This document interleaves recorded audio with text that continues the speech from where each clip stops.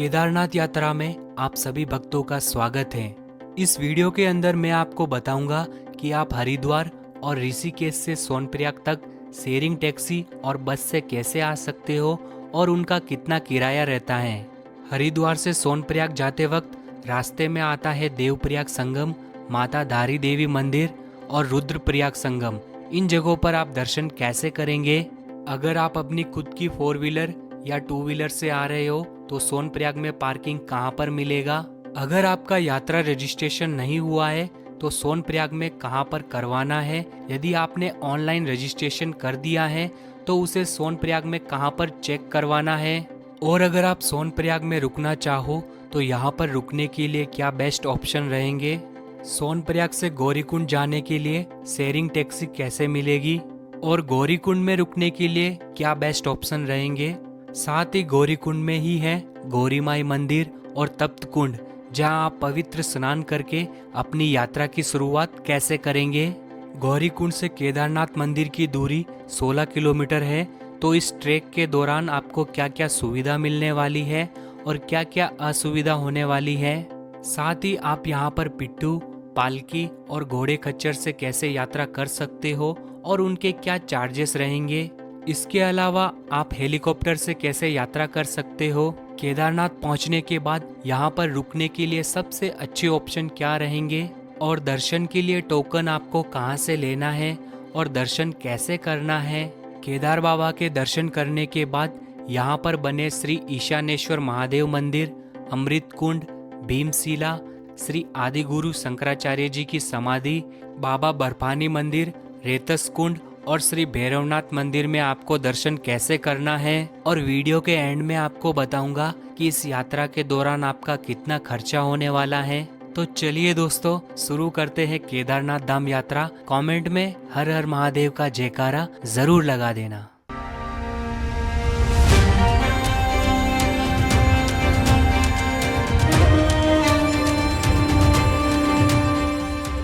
केदारनाथ धाम यदि आप ट्रेन से आ रहे हो तो सबसे नजदीकी रेलवे स्टेशन है हरिद्वार और Rishikesh railway station. Rishikesh railway station के लिए आपको बहुत ही कम ट्रेनें मिलेगी, तो आप आ सकते हो हरिद्वार रेलवे स्टेशन। भारत के कई छोटे बड़े शहरों से डायरेक्ट हरिद्वार के लिए ट्रेन की सुविधा मिल जाएगी। हरिद्वार रेलवे स्टेशन के गेट नंबर 3 और 4 से जब आप बाहर आएंगे तो राइट साइड में आपको थोड़ा आगे चले आना है। यहाँ पर आपको गेट नंबर 2 नजर आएगा। इसी गेट के सामने बहुत सारे टूर्स एंड ट्रैवल्स वाले के ऑफिस है। यहाँ से आपको सोनप्रयाग जाने के लिए शेयरिंग टैक्सी मिल जाएगी, जिसका किराया 800 रुपए पर पर्सन रहता है। और यहीं से ही आप सोनप्रयाग और चारों धामों की यात्रा के लिए टैक्सी भी हायर कर सकते हो। और इसी टैक्सी स्टैंड के पास में ही बस स्टैंड भी बना हुआ है। यहाँ से आपको सोनप्रयाग जाने के लिए 600 रुपए में बस की सुविधा भी मिल जाएगी। तो हरिद्वार से सोनप्रयाग जाने के लिए हमने शेयरिंग टैक्सी ली है और हरिद्वार से सोनप्रयाग की दूरी लगभग 225 किलोमीटर है और हमें सोनप्रयाग तक पहुँचने में लगभग 7 से 8 घंटे का समय लग जाएगा।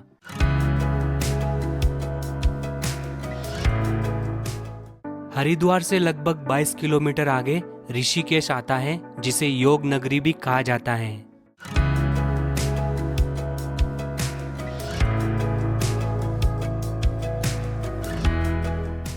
हरिद्वार से ऋषिकेश होते हुए हम लगभग 70 किलोमीटर आगे आ चुके हैं और यहाँ पे हमने खाने पीने के लिए स्टॉप लिया है। यदि आप बस से आते हैं तो बस भी रास्ते में खाने पीने के लिए रुकती है। हम जहाँ पर खाने पीने के लिए रुके थे वो जगह बहुत ही खूबसूरत थी। यहाँ से हमें पहाड़ों के साथ में नदी का खूबसूरत सा व्यू दिख रहा था।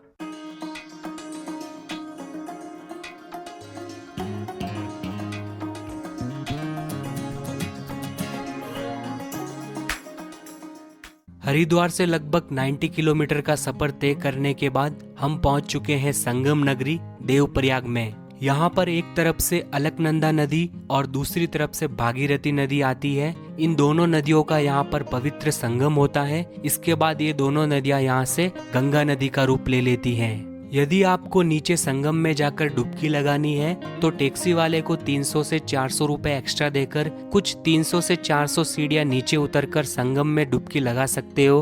और यदि आप बस से आते हो तो बस यहाँ पर नहीं रुकती है, आपको चलती बस से ही देवप्रयाग संगम के दर्शन करने होते हैं।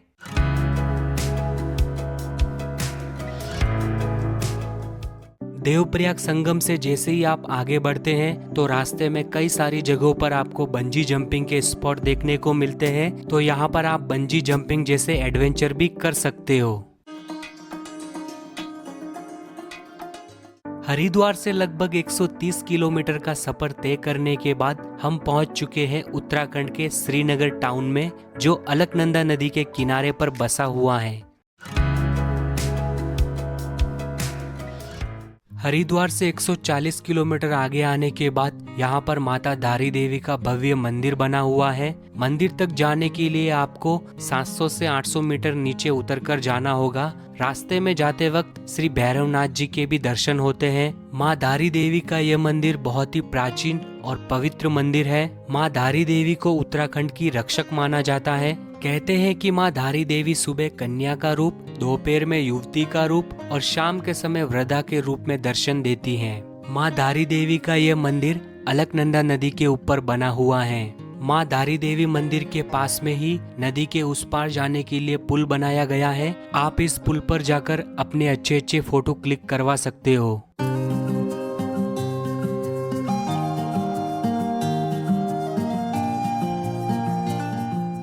हरिद्वार से 160 किलोमीटर का सफर तय करने के बाद हम आ गए हैं रुद्रप्रयाग संगम पर। यहाँ पर एक तरफ बद्रीनाथ से अलकनंदा नदी और दूसरी तरफ से केदारनाथ से मंदाकिनी नदी आती है। इन दोनों नदियों का यहाँ पर पवित्र संगम होता है और ये स्थान भगवान शिव रुद्र को समर्पित है, इसीलिए इसे रुद्रप्रयाग संगम कहते हैं।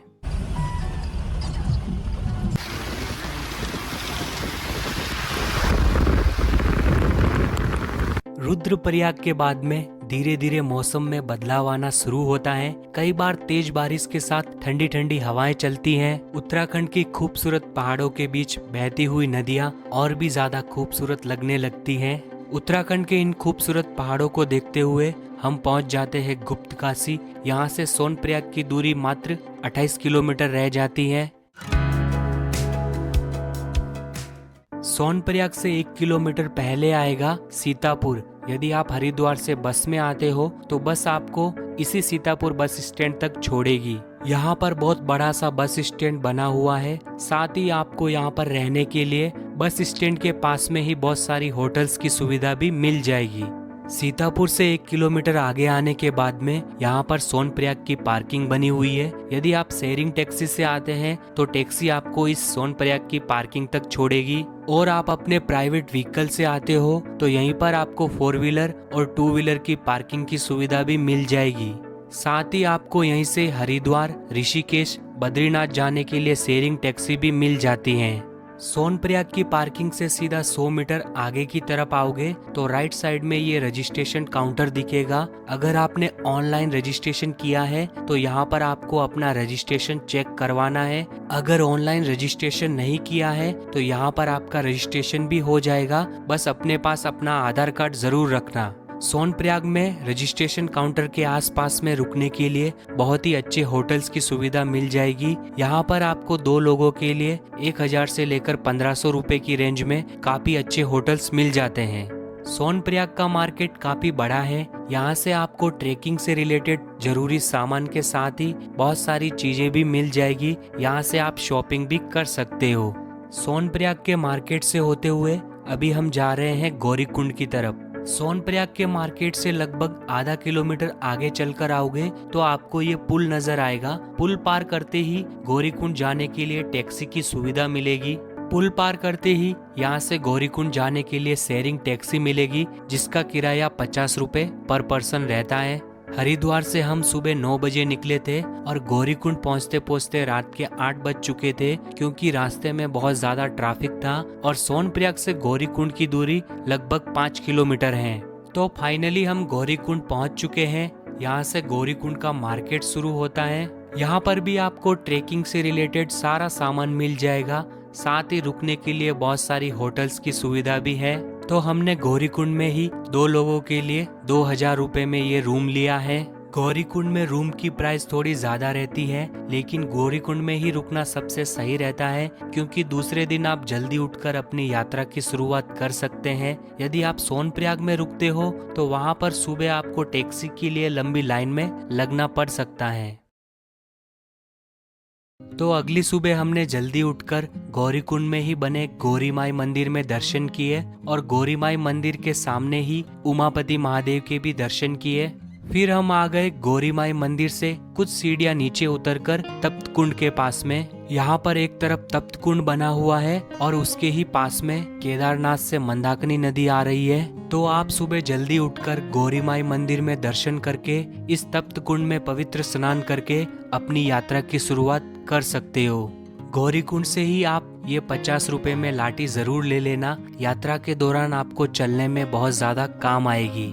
गौरीकुंड से ही आपको ऐसी पालकी मिल जाएगी जिसका प्राइस वजन के हिसाब से रहता है। नॉर्मली 70 से 80 किलो के इंसान का लगभग 11,000 रुपए तक लग जाता है। ये है पालकी का प्राइस। गौरीकुंड से ही आपको पिट्टू भी मिल जाएगा, इसका प्राइस भी वजन के हिसाब से रहता है। इसमें 50 किलो तक के इंसान का 8,000 रुपए तक लग जाता है। गौरीकुंड से आधा किलोमीटर आगे आने के बाद में यहाँ पर आएगा घोड़ा खच्चर पड़ाव। यहाँ से आपको केदारनाथ जाने के लिए घोड़ा खच्चर मिल जाएगा। इस घोड़ा खच्चर पड़ाव से केदारनाथ जाने के लिए घोड़े का प्राइस लगभग 3,500 रुपए लगता है। घोड़ा खच्चर पड़ाव से आधा किलोमीटर आगे आने के बाद आपको ये बड़ा सा प्रवेश द्वार नजर आएगा। यहीं से हमारी केदारनाथ यात्रा की ट्रेकिंग की शुरुआत होती है।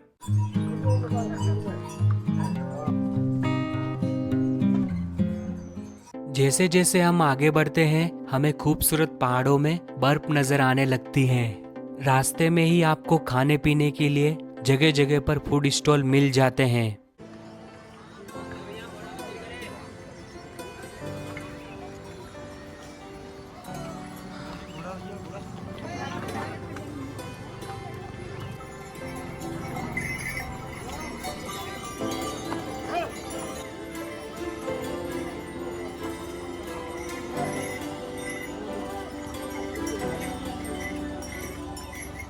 जगह जगह पर बारिश से बचने के लिए ऐसे रेन शेल्टर बनाए गए हैं। गौरीकुंड से लगभग 3 किलोमीटर चलने के बाद सबसे पहले आएगा चीरवासा भैरवनाथ जी का मंदिर।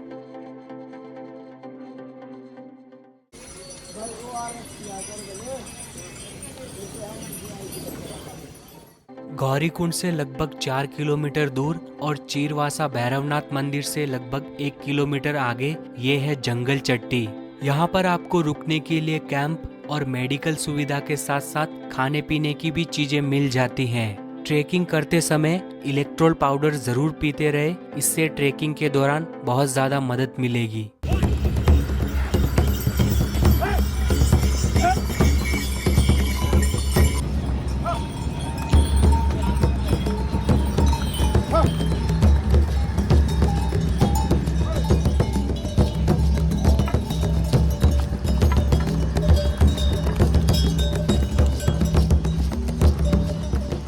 गौरीकुंड से केदारनाथ तक सामान ले जाने में बहुत ज्यादा खर्चा आ जाता है, जिससे कि ऊपर जाते जाते चीजें बहुत ज्यादा महंगी होने लगती हैं। जंगल चट्टी से थोड़ी ही दूर चलने पर यहाँ पर आएगा प्राचीन हनुमान जी का मंदिर। यहाँ पर भी आप दर्शन जरूर करना।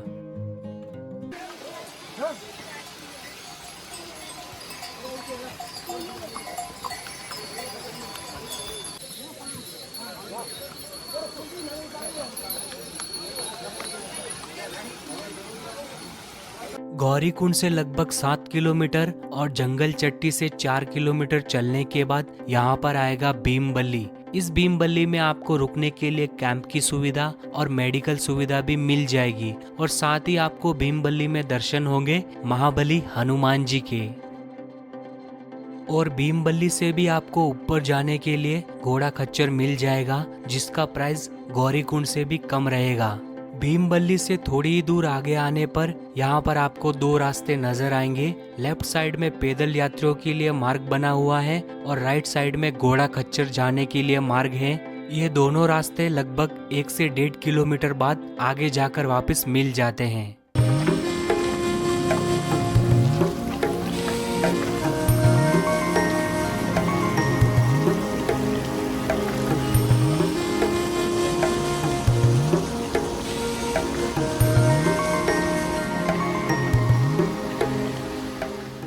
भीमबल्ली से थोड़ी ही दूर आगे आने पर आपको ये पुल नजर आएगा। ये पुल पार करके हमें आगे जाना है।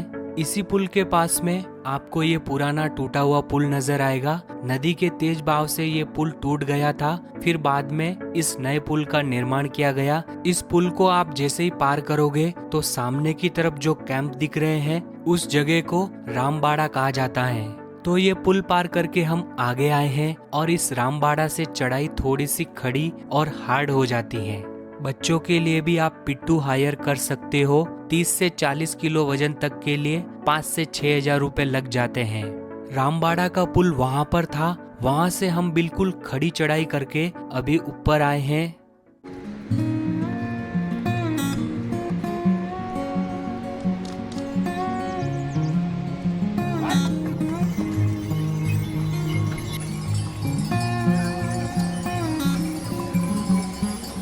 रास्ते में आप ड्राई फ्रूट्स और हल्का फुल्का गरम खाना पीना जरूर खाते रहिए। रामबाड़ा के आगे आता है छोटी लिंचोली। यहाँ पर भी आपको रुकने के लिए कैंप और मेडिकल की सुविधा मिल जाती है। छोटी लिंचोली के बाद में हमें केदार घाटी का खूबसूरत व्यू नजर आता है, साथ ही ठंडी ठंडी हवाएं चलने लगती है और छोटी लिंचोली के बाद में हमें बर्फ भी दिखाई देना शुरू हो जाती है। छोटी लिंचोली से लगभग 2 किलोमीटर बाद आता है बड़ी लिंचोली। छोटी लिंचोली और बड़ी लिंचोली के बीच हमें यहाँ पर बहुत बड़ा सा ग्लेशियर देखने को मिलता है।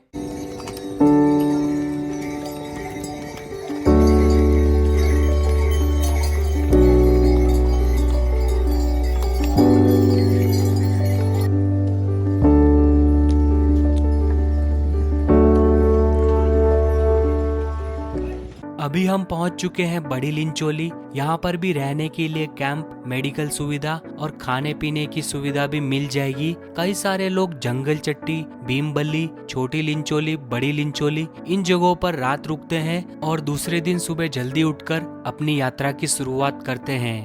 बड़ी लिंचोली के बाद तो हमें और भी ज्यादा बड़े बड़े ग्लेशियर देखने को मिलते हैं। इस बार केदारनाथ यात्रा थोड़ी जल्दी शुरू हुई थी, इस वजह से हमें बहुत ज्यादा ग्लेशियर देखने को मिल रहे हैं। ये ग्लेशियर आपको मई के एंड तक ही देखने को मिलेंगे।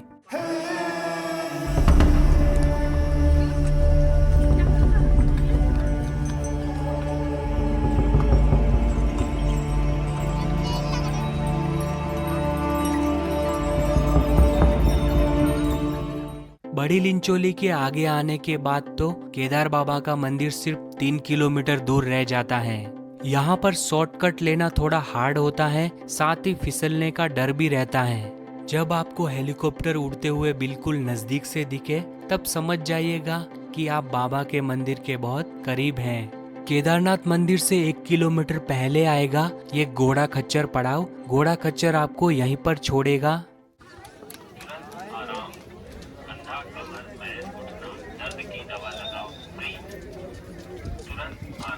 घोड़ा खच्चर पड़ाव से आगे ही नंदी बेस कैंप है। यहाँ पर आपको रुकने के लिए टेंट की सुविधा कम प्राइस में मिल जाती है।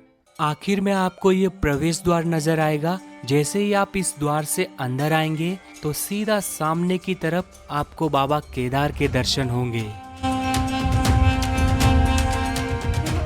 पालकी और पिट्ठू वाले आपको इसी प्रवेश द्वार के पास में छोड़ेंगे।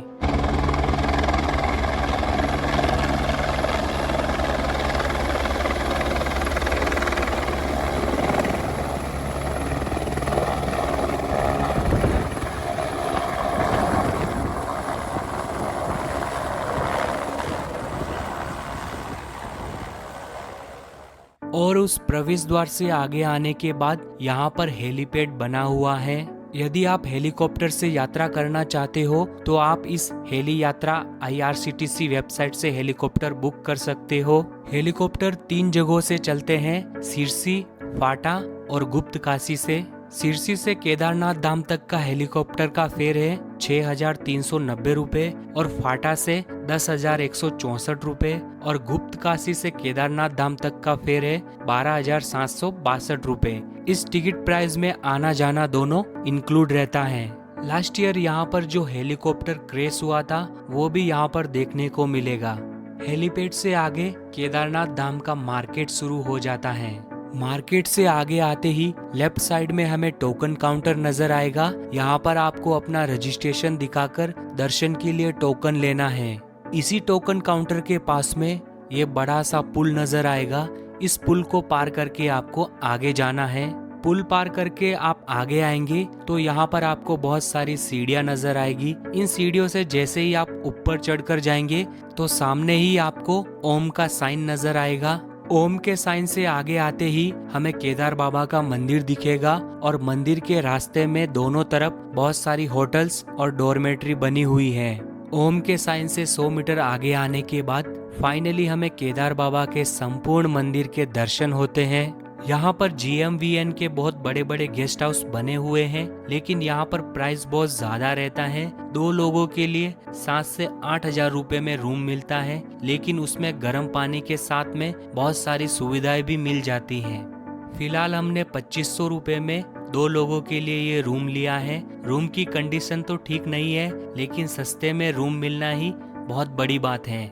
रूम के अलावा यहाँ पर आपको सस्ते में 400 से 500 रुपए में टेंट मिल जाते हैं, लेकिन ये मैं आपको बिल्कुल भी रिकमेंड नहीं करूँगा। खाने पीने के लिए यहाँ पर आपको ब्रेकफास्ट, लंच, डिनर से लेकर बहुत सारी चीजें मिल जाएगी। अभी हम चलते हैं केदार बाबा के दर्शन करने। इन सीढ़ियों के राइट साइड में सीधा सामने की तरफ चले जाना है। यहाँ से केदार बाबा के दर्शन के लिए लाइन शुरू होती है। सुबह के 11:30 बजे हम दर्शन की लाइन में लगे थे और अभी लगभग 4 बज चुके हैं, फिर भी हमारा दर्शन का नंबर नहीं आया है। दर्शन की लाइन में मेडिकल की सुविधा भी है, साथ ही लाइनों में यहाँ पर प्रसाद काउंटर भी मिल जाएंगे। मंदिर दोपहर के 12 बजे से 2 बजे तक 2 घंटे के लिए बंद रहता है। मंदिर में प्रवेश करने से पहले आप अपने जूते इस प्लास्टिक बैग में रखकर यहाँ पर बने इस जूता काउंटर पर जमा करवा सकते हो, जिसका चार्जेस 10 रुपए रहता है।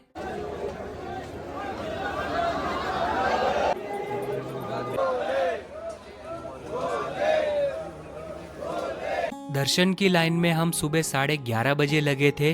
मंदिर के मुख्य द्वार तक पहुँचते पहुँचते शाम के 5:30 बज गए हैं। मंदिर के मुख्य द्वार के बाहर ही नंदी महाराज विराजमान है, तो चलिए आप दर्शन कीजिए सीधे गर्भगृह से बाबा केदारनाथ जी के।